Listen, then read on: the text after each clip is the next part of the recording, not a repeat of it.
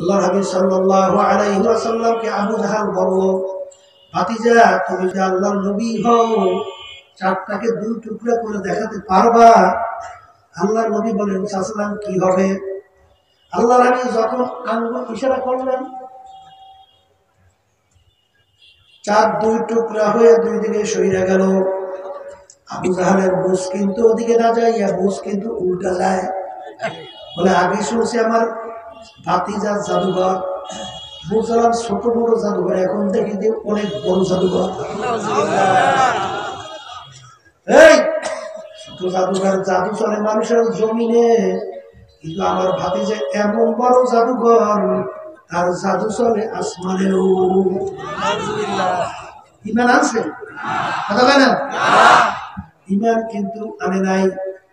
আল্লাহ হাবিব সাল্লাল্লাহু আলাইহি ওয়াসাল্লাম একদিন জাবালে কুবাইসের গোড়ায় বসে আল্লাহ রাসূল কান্দে। আবু জাহল উটের পিঠে পাশ দিয়া যায়, দেখে দেখে ভাতিজা কান্দে। ভাতিজা তুমি কেন কান্দো? বাপ মা নাই, এই দুঃখে আসো, আমার উটের পিঠে উঠো। জোর করে আল্লাহ রাসূলকে আবু জাহল উটের পিঠে উঠাইল। আবু জাহল সামনে, আল্লাহ রাসূলকে পিছনে বসাইল। বাজার এখন উটকে চলতে বলে, উট সামনে পা এরকম আটকাইয়া দাঁড়িয়ে, উট সামনে যায় না। আবু জাহল উটকে আঘাত করে, উট সামনে চল। আল্লাহর কুদরত, উটের জবান খুলে গেল। উট তোমার আমার মতো কথা বলে, আশ্চর্য কথা। উট ডাক দিয়া বলে, ও আবু জাহল, তুমি আমাকে সামনে চলতে বলো। তুমি সামনে পিছনে কাকে বসাইছো জানো? সরদারে দো জাহান মুহাম্মদুর রাসূলুল্লাহ সাল্লাল্লাহু আলাইহি ওয়াসাল্লাম। আল্লাহ রাসূল থাকবে পিছনে আর তুমি থাকবা সামনে। আমার জীবন যেতে পারে, আমি এক পাও সামনে যাব না। আল্লাহ রাসূলকে সামনে বসাও। যখন আল্লাহ রাসূলকে সামনে বসাইল, উট এমন ভাবে বিদ্যুৎ বেগে দৌড় মারল, এখন যত চেষ্টা করে উটের গতি থামাইতে পারে না। এই উট এত জোরে চলে, অ্যাক্সিডেন্ট করবি না, কি হবে? বলে আমি জানি না আজকে কি হবে। আমার পিঠে সরদারে দো জাহান আল্লাহ রাসূল উঠবে, এটা কোনদিন জীবনে আমি কল্পনা করতে পারি না। আরে এখন আমি খুশিতে আত্মহারা, আমি জানি না আমার কি হবে, আমাকে বাধা দিয়ে লাভ না। উট কথা বলে, কিন্তু আবু জাহল কিন্তু বুঝে আসে না। জোরে বলে কথা ঠিক কিনা?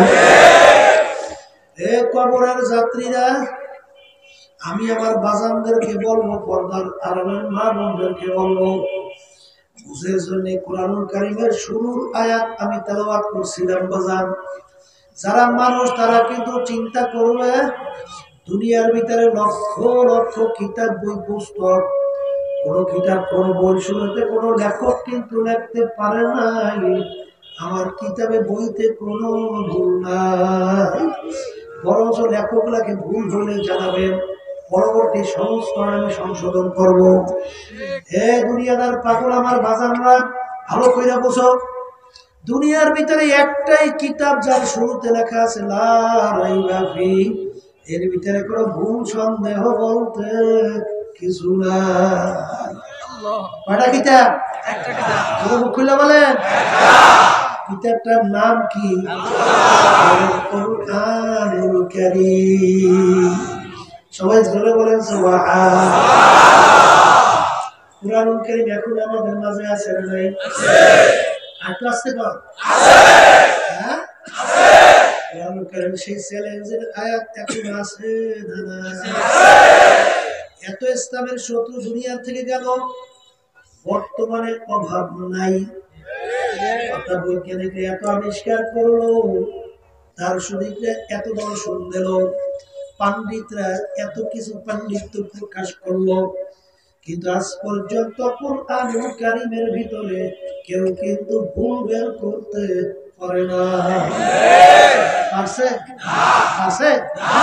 যদি নাই পাইরা থাকে আমার বাজানদেরকে বলো, পর্দালে মা বোনদেরকে বলবো, এ দুনিয়ার পাগল আমার বাবারা, দুনিয়ার জিন্দেগি কিন্তু শেষ না, আর একটা জিন্দেগি আছে যার শুরু আছে আর কোনদিন শেষ না।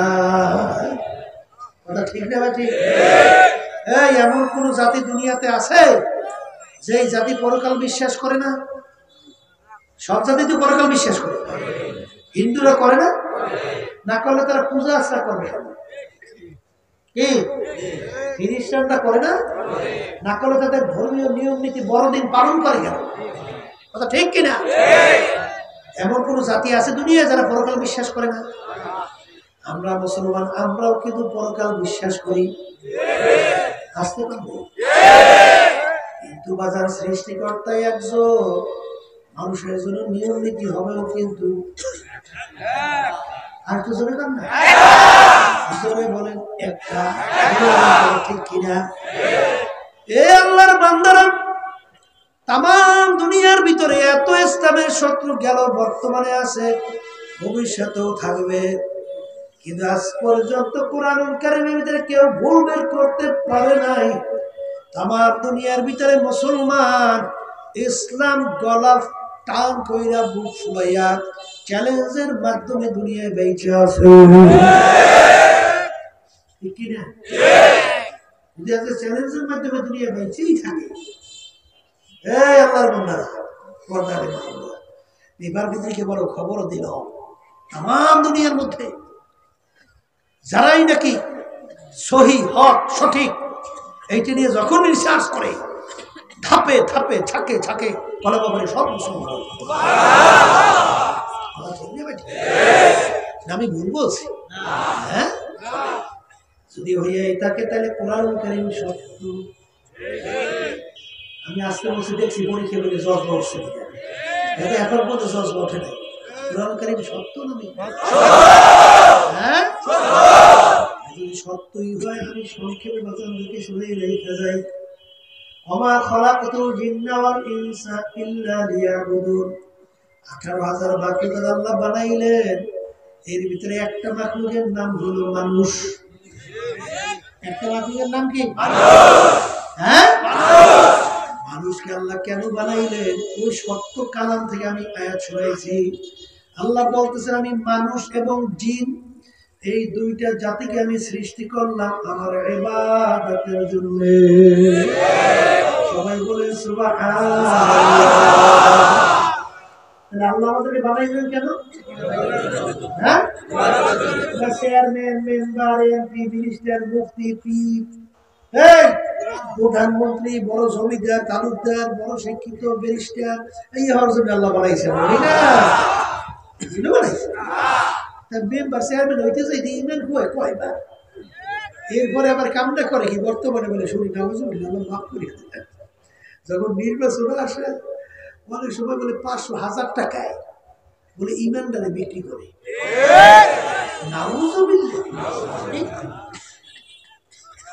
কপাল পড়া, তোর দামটা একটা ইলিশ মাছের দামও হইল না।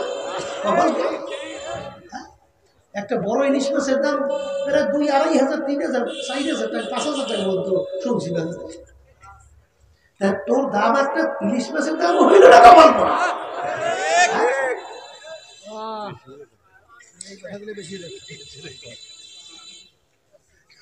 এই জন্য বাজানদেরকে বলবো, পর্দারে মা বোনদেরকে বলবো, মানুষ এবং জিন এই দুইটা জাতিকে আল্লাহ বানাইলেন কেন? ওয়াজ কিন্তু বেশি মনে থাকবে না, এই জন্য দুই একটা ঢুকিয়ে দেওয়ার চেষ্টা করতেছি, বাকি আল্লাহ আমাদেরকে বানাইছেন কেন? বলেন তার ইবাদতের জন্য। কার ইবাদত? এখন অনেকে বলতে পারেন হুজুর তাইলে অন্যান্য মাখলুকাত গুলো আল্লাহ কেন বানাইলেন? ওই কোরআনুল কারীমের ভিতরে আল্লাহ বলেন অন্যান্য মাখলুকাত গুলো আমি বানাইলাম তোমাদের জন্য। অন্যান্য মাখলুকাত আল্লাহ বানাইছেন কেন? বলেন আমাদের জন্য। এখনই বুঝবেন বাজার, আমাদের গাভী গরু দরকার আছে না নাই? গাভী গরু পালি না দুধ খাওয়ার জন্য, আবার গরুর বংশ বিস্তারের জন্য গাভী গরু পালি, বাচ্চা হয়, বংশ বিস্তার লাভ করে। ঠিক কিনা? গাবি গরু আমাদের দরকার আছে না নাই? এই আল্লাহর বান্দারা ভালো করে বোঝো, একটা গাবি গরু যদি, একটা মানুষ যদি দুনিয়ায় না থাকে, গাবি গরুর কি হবে? কিছু হবে? গরুর কি আমাদের দরকার? কিন্তু আমাদের গরুর দরকার, ঠিক কিনা? হাড়ি গরু আমাদের দরকার আছে, কিন্তু একটা মানুষ না থাকলে হাড়ি গরু কিছু আসে যায় না। আম গাছ, আম খাইতে আমাদের দরকার আছে না নাই? একটা মানুষ না থাকলে গাছের কি হবে? তাহলে গাছ আল্লাহ বানাইলেন কেন? একটু বুঝলেই হবে আল্লাহ গাছ আল্লাহ বানাইলেন কেন? সূর্য আমাদের দরকার আছে না নাই? একটা মানুষ দুনিয়ায় না থাকলে সূর্যের কি হবে? হ্যাঁ, পানির ভিতরে মাছ আমাদের দরকার আছে না নাই? একটা মানুষ দুনিয়ায় না থাকলে মাছের কি হবে? তাহলে মাছ আমাদের জন্য, গাছ আমাদের জন্য, সূর্য আমাদের জন্য, গরু আমাদের জন্য। জোরে বলেন কথা ঠিক না? আমাদেরকে আল্লাহ বানাইলেন কেন? বলেন তাহলে ইবাদতের জন্য। আল্লাহর বান্দারা, পর্দা আলে মা বোনেরা, এখন ইবাদত কাকে বলে এইটা বুঝের জন্যই মাহফিল। এটা বুঝার জন্য কি আল্লাহর বান্দারা ভালো করে বোঝা লাগবে।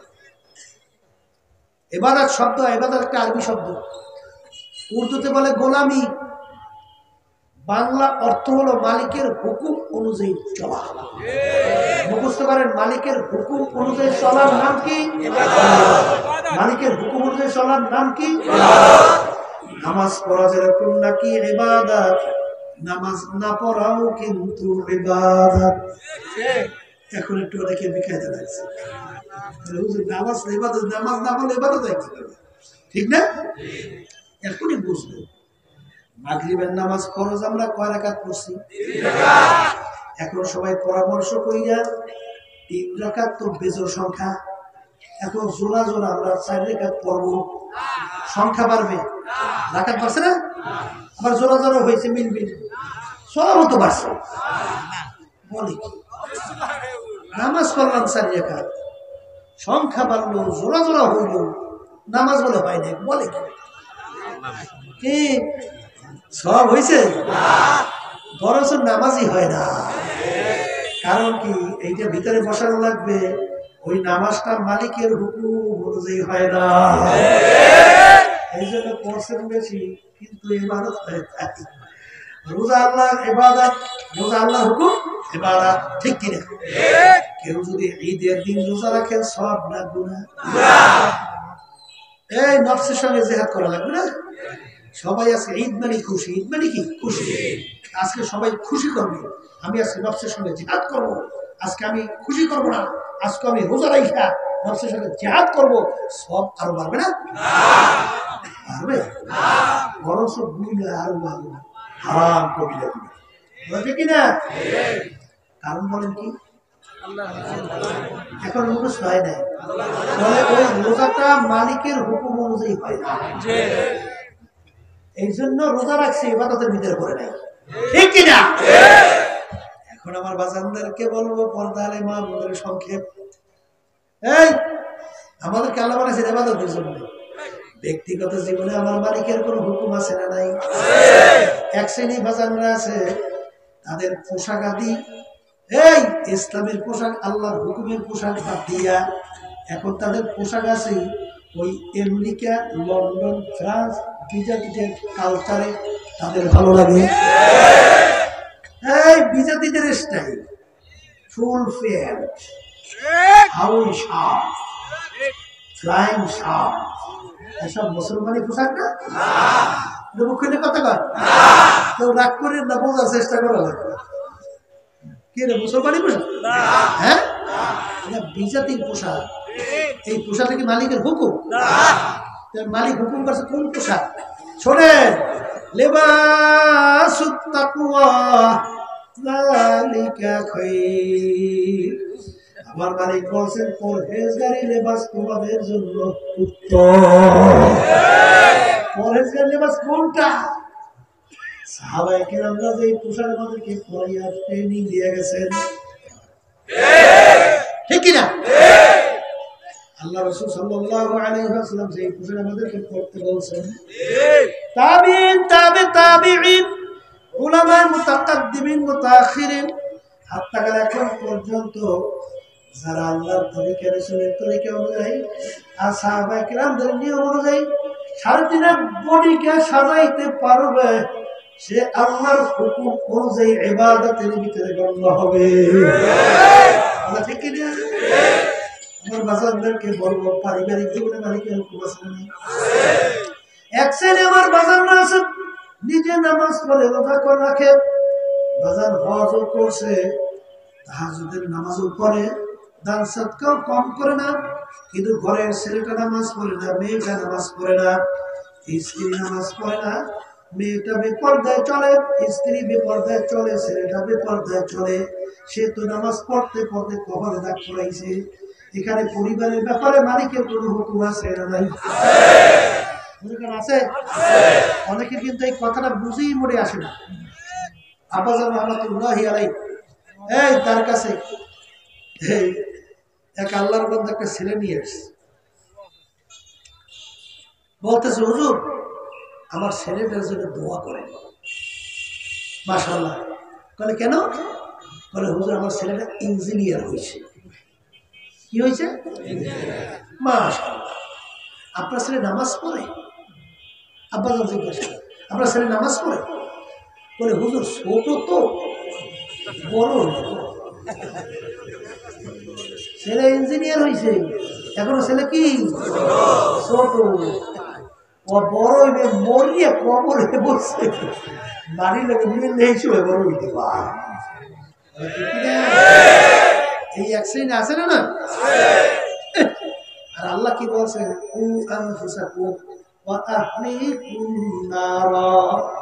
নিজে জাহান্নামের আগুন থেকে বাঁচো, আহাল পরিবার পরিজন সন্তানাদিকে জাহান্নামের আগুন থেকে বাঁচাও। এখানে হুকুম আছে মানে আছে না নাই? এখানে খবরদারি করা লাগবে, ঠিক কিনা? বর্তমানে আল্লাহ মাফ করুন, গুণবান কন্ট্রোল করাও বড় কঠিন, কিন্তু চেষ্টা করতে ব্যর্থ আছে, ঠিক কিনা? বড় কঠিন, এ ব্যাপারও আছে। এই ব্যবসা ক্ষেত্রে মালিকের হুকুম আছে না নাই? আছে। হ্যাঁ, সুবহানাল্লাহ, আল্লাহ মাফ করুন।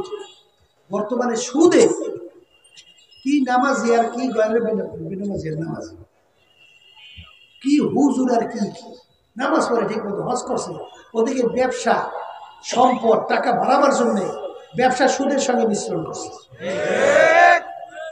আমাদের এলাকায় নাই, মাশাআল্লাহ আছে, আমাদের এলাকায় অভাব নাই। কথা বলছে, ওদিকে সুদের 70টার মতো গুনাহ। আল্লাহ ডাইরেক্ট কোরআন কারীমে বলেন, হালাল্লাহুল বাইআ ওয়া হারামার রিবা। আমি তোমাদের জন্য ব্যবসাকে হালাল ঘোষণা করলাম, সুদকে তোমাদের জন্য আমি হারাম ঘোষণা করলাম। কে ঘোষণা করছে? আল্লাহ। হারামে কিন্তু আরাম নাই। আজকে তো কোনো সুদী শান্তিতে আছে আমার জানাতে হাজার লক্ষ কোটির ভিতরে একজন নাই, আমার জানাতে নাই। কথা ঠিক না? ঠিক।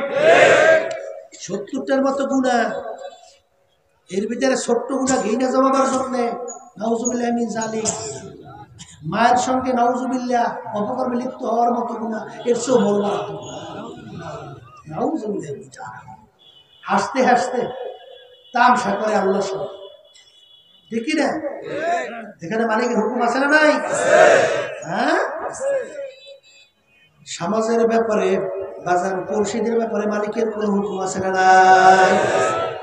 এক শ্রেণী আমার বাজার না আছে, নিজে তার ছেলেপার নিয়ে খুব সুন্দর জাঁকজমক ভাবে খাওয়া দাওয়া চলাফেরা চিত্ত বিনোদন করতে যাইয়া টাকা লক্ষ লক্ষ খুঁড়িতেছে, ওদিকে তার পড়শি না খাইয়া অর্ধহারে অনাহারে, পোশাক নাই, শীতের ভিতরে কষ্ট করে, পয়সার অভাবে ঠিকমতো চিকিৎসা হয় না, ওদিকে তার ব্যাপারে নজরও করে না, খবরও লয় না, ওদিকে সে চিত্ত বিনোদন করতে লক্ষ লক্ষ টাকা উড়িয়ে দেয়, ঠিক কিনা?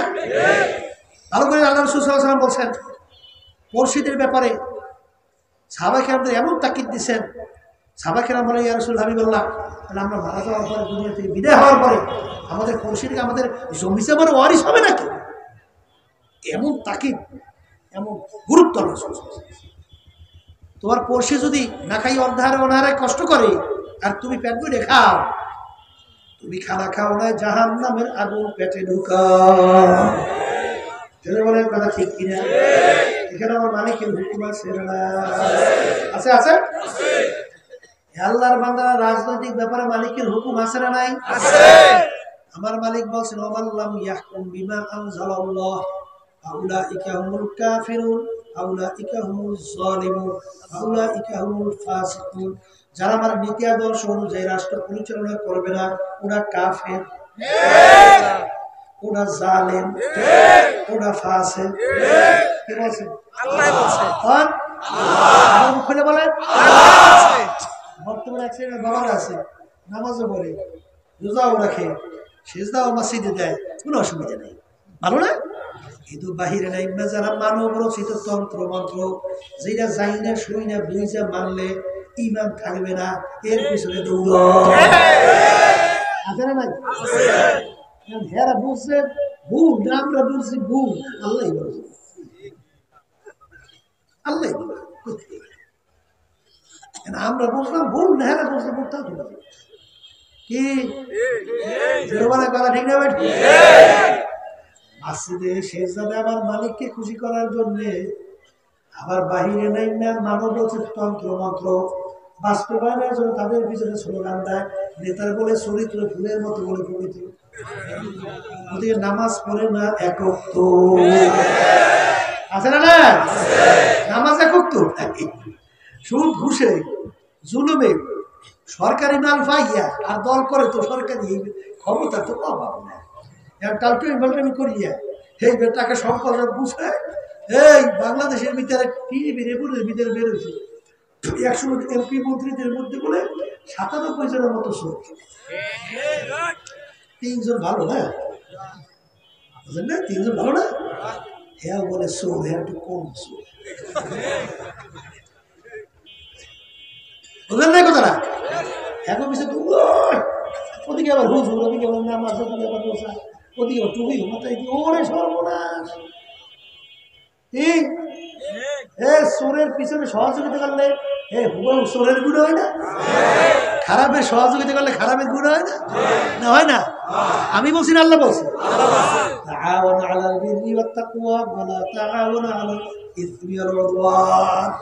তোমরা ভালো কাজের সহযোগিতা, খারাপ কাজের বিরোধীকে। আবার কথা আল্লাহর কথা শুনেছি, রাগ হয়েছেন না? আর একটু বেশি বেশি রাগ, এত রাগ কমবে হয়, এই রাগ বেশি হইবেন না? আমার সঙ্গে রাগ হয়ে লাভ আছে? রাগ হইলে আল্লাহ আল্লাহ রসুলের সঙ্গে হোক। আল্লাহ বলে হুজুর আপনি ভুল বলছেন, বলে দাও, কথা ঠিক না? ঠিক। আরে নালে বাজার বোঝার চেষ্টা করো, মানার চেষ্টা করো, খবরে কিন্তু কোন দলাদলি না আছে। আছে কার প্রেমে পড়ছে? কার প্রেমে? করোনা ভাইরাসে শিক্ষা দেয় না? করোনা ভাইরাসে শিক্ষা দেয় না? বাপ করোনা ভাইরাসে আক্রান্ত, সন্তান তার কাছে যায় না, স্ত্রী তার কাছে যায় না, আত্মীয় স্বজন কাছে যায় না, লাশ হইয়া পইরে আছে, একটু গোসল জানাজা পড়াইয়া মাটির ভিতরে কবরে রাখে না। জোরে বলো কথা ঠিক ঠিক? দিনদার আল্লাহ ওয়ালা মানুষ তাদেরকে গোসল করাইয়া না, জানাজা পড়াইয়া কবরের ভিতরে রাইখা দোয়া কইরা তার ঘর বাড়িতে আসে। কথা বলেন কথা ঠিক না? কিছুদিন আগে যমুনা গ্রুপের মালিক বাংলাদেশের ভিতরে বাজার বড় ধনীদের ভিতরে তিনি একজন, নাম শুনছেন না? হ্যাঁ, করোনা ভাইরাস আক্রান্ত হয়ে হসপিটাল, শ্বাস টানতে টানতে এখন আর পারে না, ডাক্তারকে ডাকতে বলে ডাক্তার তুমি যদি আমার শ্বাস টানা ছাড়ার ব্যবস্থা করতে পারো আর কাগজ কলম নিয়ে আসো, সমস্ত সম্পদ তোমার লিখে দে। এ পাগলেরা কোন সম্পদের ভিতরে এত টাকা রাখবা কোথায়? কাপনে যে পকে না। বলো কথা ঠিক কিনা? ওই দিন রাত্রির জন্য অপেক্ষা থাকো, যেদিন তোমার বাড়ির দরজায় মসজিদের মাইকে ঘোষণা হইতে থাকবে, বাড়িওয়ালা নাই রে বাড়ি, নাই রে দুনিয়াতে। এ দুনিয়াদার পাগল আমার বাবারা, গাভী গরু পালো দুধ খাওয়ার জন্য, বাচ্চা হবে, গরু বিস্তার বংশলাভ করবে। এখন গাভী গরুতে বাজার দুধ দেয় না, বাচ্চাও দেয় না। আমার মালিক কেমন জানি তোমার আমাদের তাকাই বলে, আব্দুল কারিম, ও আব্দুল রহিম, আমি তোর বিচার চেয়ে চেয়ে দেখি, গাভী গরু বাচ্চা দেয় না, দুধ দেয় না।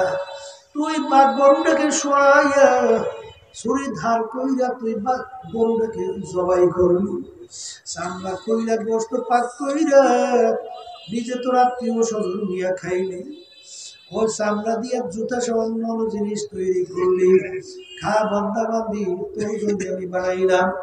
আম গাছ লাগাইনি আম খাওয়ার জন্য, আম গাছে আম দেয় না, তোর বিচার আমি দেখলাম।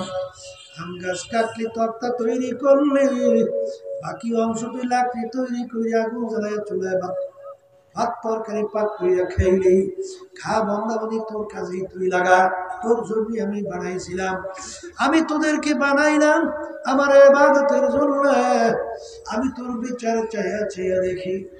ওদের সময় মুয়াজ্জিন তোকে আমার পক্ষ থেকে ডাকে, আসসালাতু খায়রুম মিনান নাওম। আমি তাকাইয়া দেখি তুই ডাকটাই না ঘুমাও, তুই আমার হুকুম ফজরের নামাজ পড়তে তুই যাও নাই, তোকে আমি ফজরে আমার ইবাদতে পাই নাই। জোহরে ডাকলাম তোকে আমি পাই নাই, আসরে ডাকলাম তোকে আমি পাই নাই, মাগরিবে পাই নাই, এশায় পাই নাই, রমজানে রোজা রাখতে বললাম তুই রাখো নাই, হারাম হারাম তুমি ছেড়ে খাইতে চলতে বলতাম চলো নাই, খাও নাই। এ আব্দুল কারিম, পর্দায় চলতে বললাম তুই চলো নাই, এখন তোর বিচার তুই কর। তোকে তো বানাইছিলাম আমার ইবাদতের জন্য, গরু বানাইলাম তোদের জন্য, দুধ খাওয়ার কাজে লাগে নাই, সবাই দিয়ে তুই খাওয়ার কাজে লাগাইয়া দিলি। আম গাছ লাগাইছিলি আম খাওয়ার জন্য, আমের কাজে লাগে নাই, কাইটা তক্তা তৈরি করলি, লাকড়ি বানাইলি, অন্য কাজে লাগাইয়া দিলি। তোকে তো আমি বানাইছিলাম আমার ইবাদতের জন্য, যখন তোকে আমার ইবাদতে পাই নাই, এখন তুই বল তোকে আমি কোন কাজে লাগাবো? তোকে মানুষ জবাই দিয়া খাইবে, তাও তো আমি জয় জয় করলাম। এ বান্দাবাদী মনে রাখি, আমার একটা কাজ আছে, আমার একটা চুলা আছে, ওই চুলার নাম হলো জাহান্নাম। ওই জাহান্নামের আগুন জ্বালাইতে তোর মতন নাফরমানের হাজারে লাগবে। আল্লাহ আপনাদের সবাইকে মাফ কইরা। হে দুনিয়াদার পাগল আমার বাবারা, দুনিয়ার আগুন জ্বালার সময় প্রথম নরম নরম জিনিস দিয়ে আগুন জ্বালানো লাগে। জাহান্নামের আগুন এমন তেজের হবে, আল্লাহ আল্লাহু আকবার। আমার মালিক বলে ওই জাহান্নামের আগুন জ্বালাইবি মানুষ এবং পাথর ধরা। হে আল্লাহর বান্দারা, জাহান্নামের আগুন কত তেজের আগুন হবে আমার মালিক নিজে ঘোষণা করে ওই সত্য কোরআনুল কারীমের ভিতরে, নারুল্লাহিল মুকাদাতুল্লাতী তাত্তালিউ আলাল আফইদা। জাহান্নামের আগুন এমন তেজের হবে, শরীরের যে কোনো জায়গায় লাগার সঙ্গে সঙ্গে ওই আগুন থেকে কলিজা পর্যন্ত। আল্লাহ আপনাদের সবাইকে মাফ করে দেন। দুনিয়াদার পাগল আমার বাবারা, আজকে সাধারণ দুনিয়ার আগুনের ভিতরে একটু আঙুল ঢুকাইয়া দেখো, এক মিনিট আঙ্গুল রাখার শক্তি দুনিয়ার কোন মানুষের নাই। জাহান্নামের আগুন এমন তেজের হবে শরীরের যে কোনো জায়গায় লাগার সঙ্গে সঙ্গে কলিজা পর্যন্ত আল্লাহ প্রেমে সবাইকে মাফ করিল। আসলে বাজার যে বাংলার তকবীর নাই এই বাংলাও কিন্তু খালাস নাই। এ আল্লাহর বান্দার আল্লাহর নবীর ইতিহাস পড়ে সাহাবায়ে কেরামদের ইতিহাস পড়ে তারা কাঁদতে কাঁদতে আমার মাওলার কবরে চলে গেল। ওমর ফারুক রাদিয়াল্লাহু তাআলা আনহু অর্ধেক দুনিয়ার রাজত্ব করলেন। এই বাংলাদেশের মতো প্রায় 200 দেশের রাজা তার ইতিহাস পড়লে দেখবেন বাজার মাওলার ভয় জাহান্নামের ভয় কাঁদতে কাঁদতে গাল মোবারকের ভিতরে কালো দুইটা দাগ পড়ে গেছিল। লোকেরা বলে হুজুর আপনার কালো দাগ ভালো দেখা যায় না, ঔষধ লাগান ভালো হবে। তিনি বলবো আমার সাথীরা কিয়ামতের ময়দানে আমার মালিক যখন জিজ্ঞাসা করবে ওমর তুমি আমার কাছে কি আমল নিয়ে আসছো, আমি চিন্তা করে দেখলাম এমন কোন আমল করতে পারি নাই যেই আমল আমি মাওলার দরবারে দাঁড় করবো। শুধু বলবো মালিক কিছু আনতে পারি নাই, শুধু তোমার ভয় তোমার জাহান্নামের ভয়।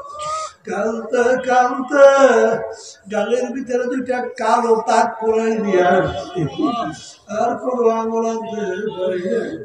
এ দুনিয়াদার পাগল আমার বাবারা ওসমান গনি রাদিয়াল্লাহু তাআলা ইতিহাস বললে দেখবা বাজারে বাংলাদেশের মতো প্রায় 350 দেশের রাজা ইতিহাস পড়লে দেখবে অনেক সময় কবর দেখলে এমন ভাবে অজরে কান্না শুরু করত, কাঁদতে কাঁদতে দাঁড়ানো অবস্থায় ঠাস করে পয়সা বলত। লোকেরা বলে হুজুর আপনি কবরটা কিরকম কেন আসতে তিনি বলে আমার সাথীরা আখিরাতের যেই কয়টা ঘাটি তার প্রথম নম্বর ঘাটি হইল কবর।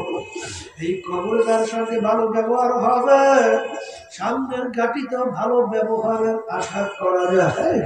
এই যে কবর একটা আমি সহ্য করতে পারি না বাজার। আর আমরা তো গুনার পর গুনাহ কইরাই যাইতেছি বাজার। ও তোমার একটু চোখেও পানি তো নাই, একটু চিন্তাও নাই, কারণ কি কপাল মনে হয় পুইরা গেছে।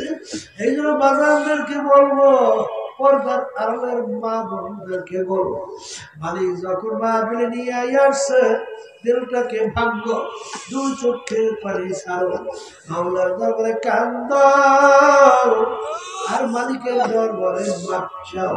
যদি মাপ চাওয়ার মতো চাইতে পারো আমার মালিক মাফ করবে, শুধু তাই না তোমার আমার গুনাহকে নেকের দ্বারা পরিবর্তন কইরা দিবে। আল্লাহুম্মা আমিন। এই ঘরের মেয়ে লোকেরা হাত উঠাও, গুনার কথা মনে করো, দু চোখের পানি ফেলাও, মাওলার দরবারে কান্দো আর মাফ চাও। এই কান্না না সে মন একদিনে ঘরের দরজা দিয়ে কত মেয়ে লোকে শরবত খাওয়াইল, কত মেয়ে লোকে বাতাস করবো। আবার এমন একটা দিন আসবে এই ঘরের দরজা দিয়া মরার লাশ হইয়া বের ছেলে কাঁদবে বাবা করে কাঁদবে বাবা করে তোমার